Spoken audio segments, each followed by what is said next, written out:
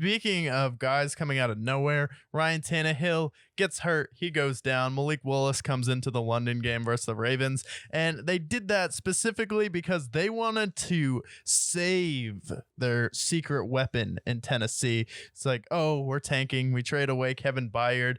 D-Hop, he hasn't been working out so far. Ryan Tannehill only threw 2 touchdowns. Is this on the offense or is it on Ryan Tannehill? Well, it's probably on Ryan Tannehill because Will Levis, like him or not, with the mayonnaise and coffee, I think it's weird, but it just shows he has some psychopathic tendencies. And then not only does he outperform Ryan Tannehill and how Ryan Tannehill has played so far this season, he doubled his touchdowns in one game. And then they're like, oh yeah, is D-Hop working out? Does D-Hop still have it? Yes, he does. He just has it when he just doesn't have it when Ryan Tannehill's on the field. The one who doesn't have it anymore is Ryan Tannehill. Will Levis comes in there, bomb, strike, falling down literally like, oh my God, this is so easy. And then he came in there and then threw for 4 touchdowns, which was the most since I think Marcus Mariota did it, which does concern me a little bit. And then I definitely saw the arm talent there. And then if he's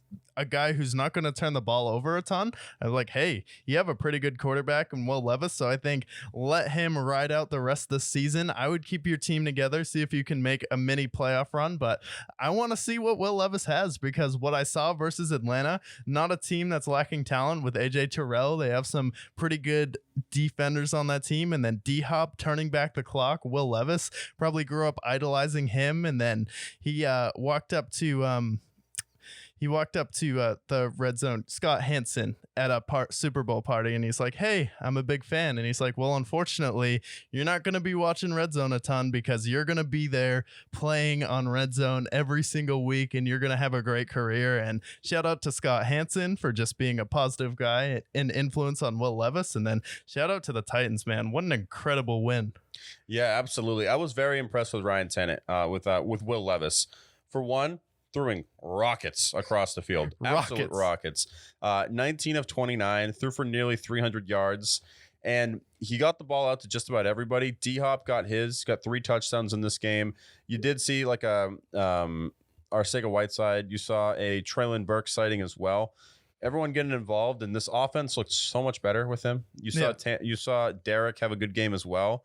And if he can be this good consistently, they're going to win a lot of games. And this division, I think the Jags will still secure it, but they could definitely go a wild card if he can start playing well. And I think that what I'll most likely see with Will Levis is if he can be what Tannehill was when he first joined the Titans. Because when Tannehill first joined the Titans, he was playing as a top 10 quarterback for a stretch of time. From week 6 to the conference title game, he was playing great football. And if he can play like that, then this Titans team, they have a good enough amount of talent on defense. They have enough weapons on offense, although Traylon Burks has been underwhelming in my opinion. But I want to see him. He faces the Steelers on Thursday night. That'll be a real test.